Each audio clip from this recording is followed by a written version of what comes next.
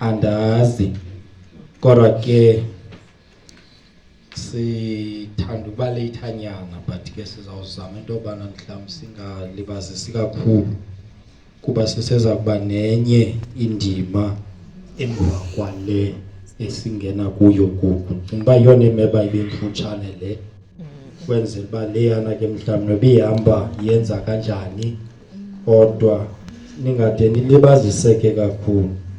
Ingeke ndayithetha ke lento ngaphaya kwenye indawo engapha eMxaxha isithi ibandla lamasabatha libandla lomgaqo and xa ngaba ushifta emgaqweni uyazibona uthi uqhubeleka mhlawumbe uyenza ube wazi ba kodwa ndiyaphuma emgaqweni kanti ke kwagaxesha linye iyayincede loo nto into yobana mhlawumbe ukwazi into yobana ulungise impazamo ezo ozenzileyo. Ezihlobo ezithandekayo nje phantsi kwesihloko esithi now is the time. Lilo ixesha. Ndinqwenela into yokubana ndinimemele kwincwadi yamaHebhere chapter 9 sifunde uverse 28. Kodwa ke ndiyanqwenela into yokubana nje sike simkhaphe ngoverse 27 but our main focus is on verse 28. Kodwa ke mhlawumbi kuba nje kuyiverse yokugqibela engazophinde ibe nenye sizawukwazi uba siyifunda apha phambili make siyikhaphe ngoverse 27. Ifundeka ngolu hlobo ke kwabo sele befikile ke kwanjengokuba ke abantu bemiswe ukuba bafe kube kanye ize ke emveni koko ibe ngumgwebo. Ngokunjalo uKristu esondezwe kwaba kanye ukuba asithwale asisuse isono sabaninzi. Uyakuthi okwesibini ngaphandle kwesono abonakale kwabo bamlindileyo ezisa usindiso. Inkosi mayisikelele ukufundwa kwelizwi layo ngokude belunaphakade. Amen. Cela nje sithobeni inhloko. Thixo tothandekayo hlala ekhaya ezulwini kwakhona Nkosi simema umoya wakho ingcwele. Xa Nkosi sizawuthetha ngelizwi lakho sicela wena mzali ukuba ube nguThixo. Konke ke oku sikucela ngayo Yesu Kristu Nkosi yethu. Amen. Ndiyavuya ke ubona abantu bendingababona kwenye indawo. Amen. Andinqwenela nokubabuza ismile siyasiyatsho uba ndithetha ngabani. Amen. So ndiyavuya ke ukuphinde ndinibone mama phakathi kwethu. Nkosi. Amen. Yes. Ngoku sihlamba inyawo apha phandle besenze isangqa ke thina kuba besipha phandle. Xa ndijonga ngootata ababadala abapha lapha esangqini okanye apha kwisetlo apha emva kwethu okanye emva kootata kukho nomhlambi wamadodana amaninzi asemancinci. Andiwazi noba ngawo nalapha phandle amanye wawo. Kodwa ke ndiyafuna ukutsho nje into yobana iyandivuyisa bawucelishe into yokubana ndibone kukhona abantwana abancinci abangaka ya. Ngoba ndiyacinga uba mhlawumbi nale ndimane ndithetha ngayo ndiyarhala into yobana iba accommodated so that nabo babambelele. Incwadi yamaHebhere ke ngenye yencwadi izihlobo engasinikezi incamo umbhali wayo edinga into yokubana ukuze mhlawumbi ukroke okanye usondele into ekubeni uba ngubani umbhali wayo ube kanti uyifunde yonke awukwazi okanye ayina-introduction njengezinye incwadi ezibhalwayo mhlawumbi ngumpostile uPawulos zicaca into yokubana zibhalwa nguPawulos. Kodwa yona incwadi yamaHebhere ayisicacisi into umbhali wayo. Kodwa uyafumaniseka xa ufunda uya ngasekugqibeleni uyayifumanisa into yokubana lo mbhali wayo yindoda enamava nendoda eyazanayo nokuhamba noThixo. And uzofumaniseka uba mhlawumbi xa ufunda inoba yawuba kuverse chapter 13 verse 24 ufumane enye ihint encinci into yokubana lo mbhali wale ncwadi uyazana nole ndodana ekhoyo apha eBhayibhileni ekuthiwa nguTimothi. Kwangaxesha linye xa ufunda umxholo wayo le ncwadi uzawufumanisa into yokubana yindoda enamava abuhlungu ngamanye amaxesha okwazi ukuhamba noThixo.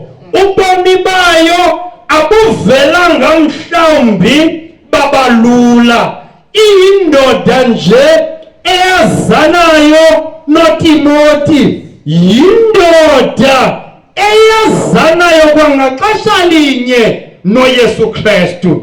Kangangoba xa ujonga umxholo wale ncwadi uzawufumanisa into yobana iphakamisa uYesu Kristu njengombingeleli ongaphezu kuba bonke ababingeleli abake bakhona ngaphambili. Therefore wakubuyifundile okanye wakuwufumene umxholo wayo abantu abaninzi mhlawumbi abafanayo nam bayakwazi into yokubana bakholelwe into yokubana umbhali wayo le ncwadi ngumpostile uPawulos.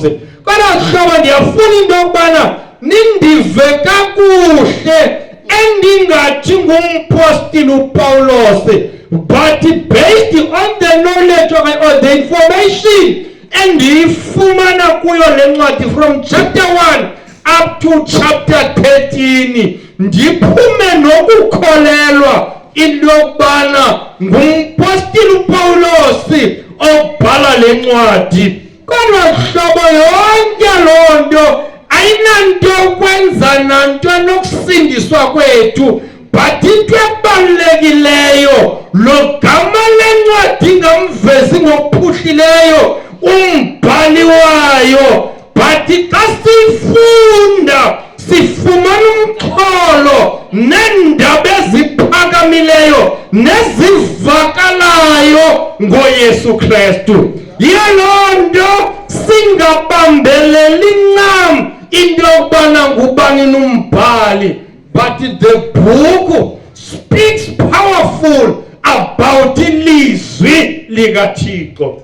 Incwadi yamaHebhere iyo ethetha ngohlobo. Enye into nje ngokufutshane hlobo, into edaba mhlawumbi singasondela sithi uPawulos nguyobhala la mazwi. Xa ujonga ne-timing okanye ixesha eli ebhalwe ngalo, ibhalwa phaa towards the end of AD 70 before the destruction of Jerusalem. So iyasisondeza into yokubana inganguye umpostile uPawulos obhala incwadi yamaHebhere. But the book is very important to Christians, especially those who are waiting for the second coming of our Lord Jesus Christ, like our church. Ibaluleka kakhulu kuba iphakamisa uYesu Kristu. Kodwa ke zihlobo zam, masike nje singene kulamazwi esithetha ngawo. Ithi xa eqala uverse 27, njengokunjalo ngokunjalo uKristu kwanjengokuba ke abantu bamiselwe umgwebo ukuba bafe kube kanye, ize ke emveni koko kube ngumgwebo. Verse 28, ngokunjalo uKristu esondezwe kwaba kanye ukuba asithwale asisuse isono sabaninzi. Uyakuthi okwesibini ngaphandle kwesono abonakale kwabo bamlindileyo ezisa usindiso. AmaHebhere okanye into edalwa lencwadi kuthiwe ngamaHebhere kuba yayibhalelwa amaJuda okanye abantwana bakaThixo ababelinde ukubuya kukaYesu Kristu. Kodwa lo gama bekulindile ukubuya kukaYesu, ithi iBhayibhile bekukhona izinto ebezingemnandanga ebomini babo ebebejongana nazo. Yiyo lento umbhali ebabhalela lencwadi, ngoba abaninzi babo babesebe kwistate soba banikezele ngokholo lwabo. Xa ujonga ababhalelwa balencwadi babhalela imeko zingekho mnandi, kodwa xa babhalelwa benikeza ithemba ngokubuya kukaYesu Kristu okanye ngokuza kukaYesu azobakhupha kwingxaki nembandezelo abajongene nazo. uYesu Kristu okanye uThixo unetendency yabazihlobo akukhuphe engcingongweni okanye embandezelweni lo gamusesesizikithini sengxaki, kodwa uThixo akukhuphe engxakini. Ithetha ukuthini le nto? Kuba uThixo nguThixo waziphambili abe kusemva. Mhlawumbe ningangayikholelwa le nto ndiyithethayo, ningayiva.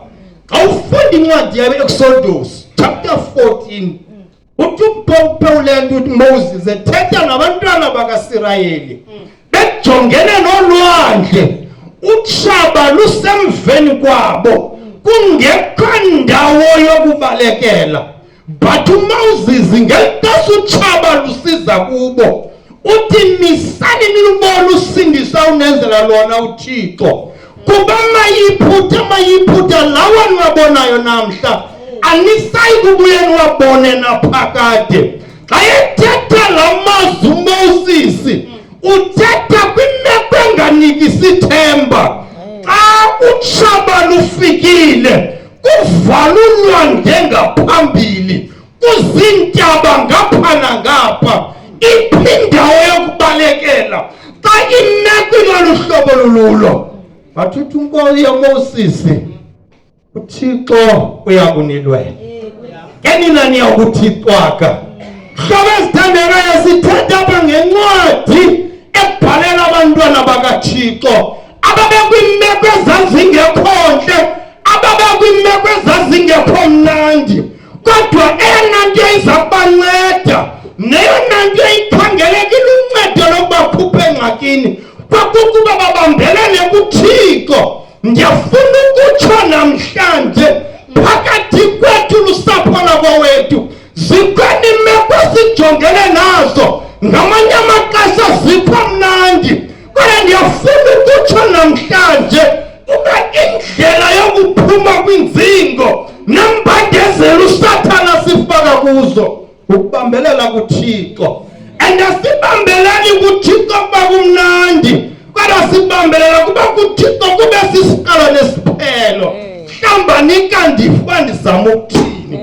Hlobo ezithandekayo le ndawo sithetha ngayo ithetha ngoYesu Kristu unyana kaThixo awaphatheka kakubi kweli hlabathi, akenela nje ukuphatheka kakubi wade wabuya tyunyuzwa zintshaba zoThixo zaya kumbethelela emnqamlezweni, azonela ukumbethelela emnqamlezweni, zaya kumbulala unyana kaThixo.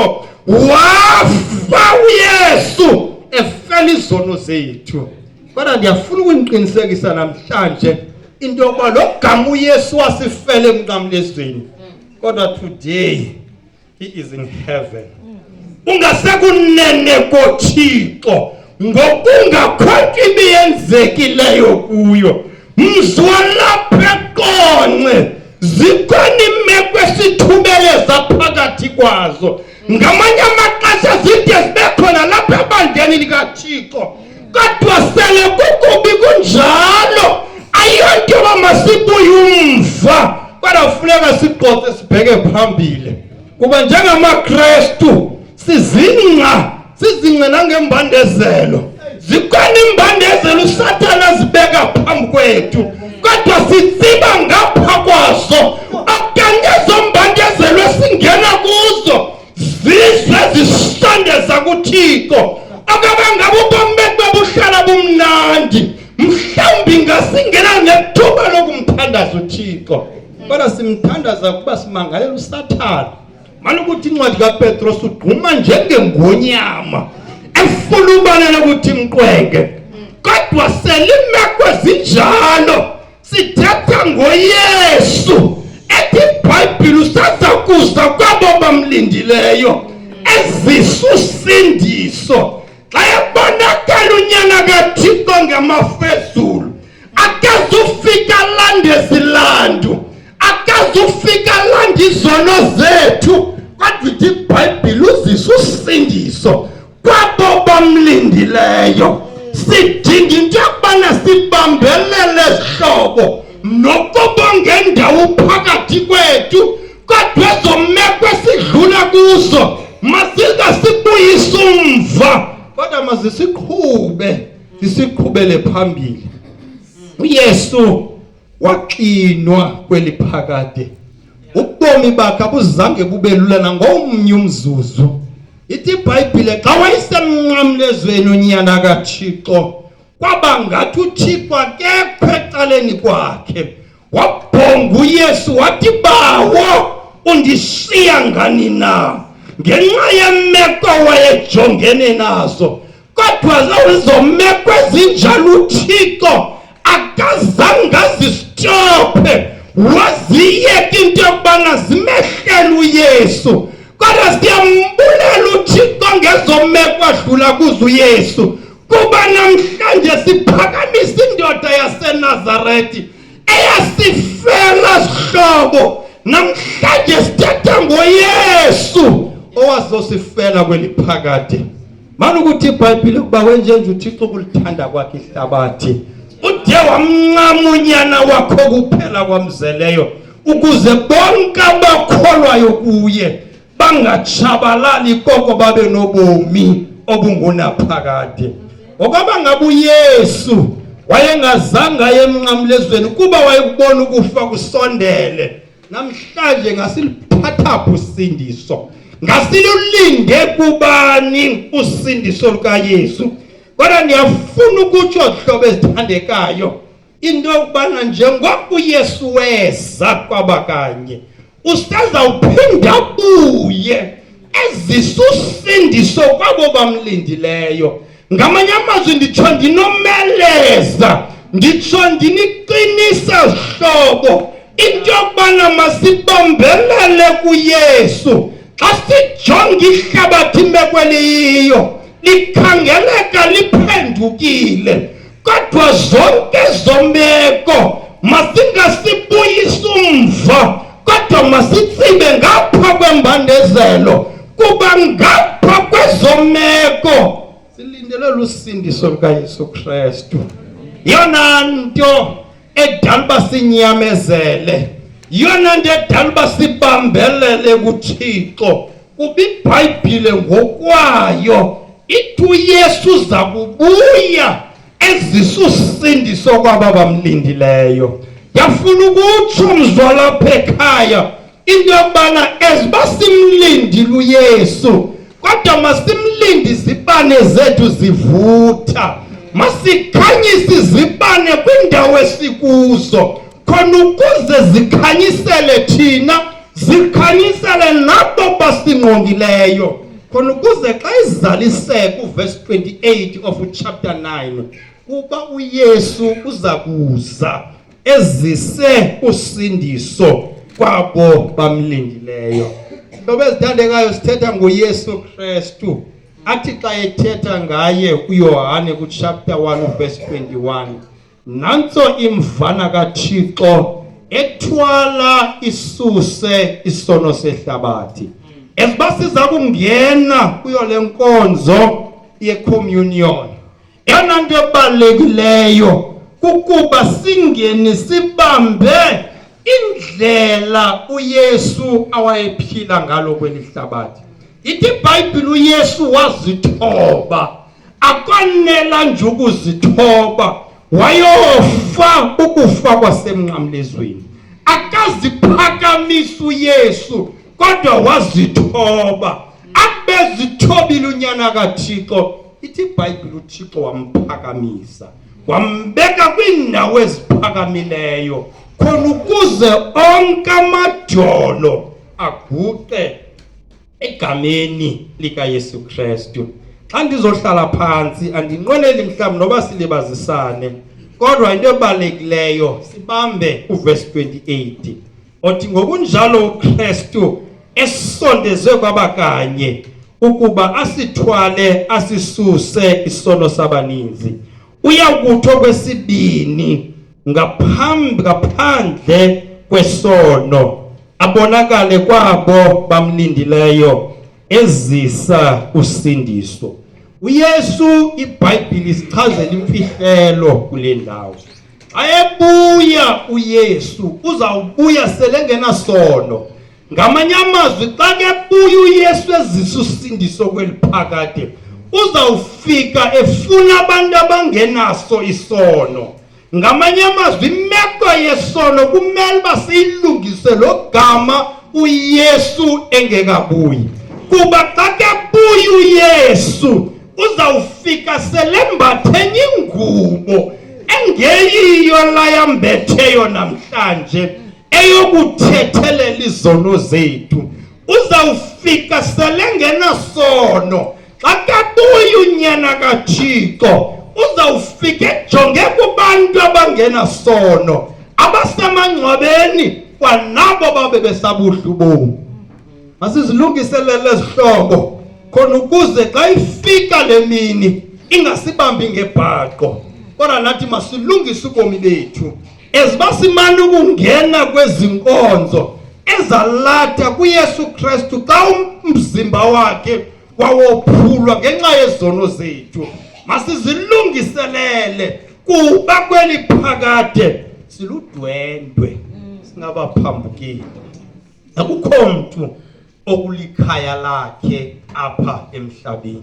Siyegqitha sihlobo esithandekayo. Umntu ke ogqithayo kwayindlela enza ngayo izinto iba nomahluko. Umntu ogqithayo kwayindlela ahlala ngayo iba nomahluko. Njengoba ninijongile nje khona abantu balapha, kodwa kukho ne-visitors ezithi ukuze zihlale zithi zafa zidinge into yokubana nithi zamkelekile ngabantu abangabahambi kule ndawo yaseGinsberg. Ngokufanayo nathi sonke kweli phakade into yokubana singabaphambukeli, siludwendwe emhlabeni, kodwa sinethemba lento yokubana uYesu seza kubuya ngaphandle kwesono ezisa usindiso kwaba bamlindileyo. Masizilungise, sizilungiselele bakhona ukuze xa kebuya uYesu ngamafu engenaso isono, makafumane umuntu ngamnye engaphandle kwesono. Umngeni izihlobo endininikeza wona into yokubana xa kefika uYesu Kristu ayizubakho imeko yoba silungise izimilo zethu. Yazi ngenibone kwezi events zalapha enkonzweni mama uCakatha umzekelo kule besikuyo eGqunube kwaye kwamiswa iregistration nedue date, kodwa xa sifika pha eMonti safika umama uCakatha bebehleli belele pha bona kwa Friday, bafuneka masiregistarishe senzelwa inyoba yento yokubana masiregistarishe. Sangena sabaxuba bathi xa uYesu okuba ngaba uregisterishanga online ayizubakho imeko apho uzawufika uthi umama uCakatha uyandazi ndicela igama lam libhalwe. Ayizubakho lo meko enjalo. Ithi iBhayibheli uYesu uzawubuya ngaphandle kwesono ezisa usindiso kwabo bamlindileyo. Lo gama simlindile uYesu, masizame ukuregisterisha online into yokubana lo gama silapha emhlabeni kodwa amagama ethu abe-registered kwiindawo eziphezulu, amagama ethu abekhona emazulwini, kuba xa kebuya uYesu uzawubuya kungekho sono ubesisijongileyo, kodwa uzawube ezosigweba isono unyana kaThixo. Therefore abo bamlindileyo balekile into yokubana simlinde singenaso isono, sihlobo esithandekayo. Andizawuhlala phansi mandinganilibazisi, kodwa ithi iBhayibhile nirhala uba siphume siyibambile. Xa siphuma sigoduka sibheke emakhaya, xa kebuya unyana kaThixo ayizubakho imeko yoba masirejistarishe. KwaThixo kurejistarishwa online. Lo gama ulapha emhlabeni uqiniseke igama lakho likhona kulaa ndawo uzawuya kuyo, khona ukuze xa ufika phaa kuvula incwadi zobomi nelami igama nelakho igama lize li-aphirishe phambi kobuso bukaThixo. uThixo makasincede asixhase ngokudebe unaphakade. Amen.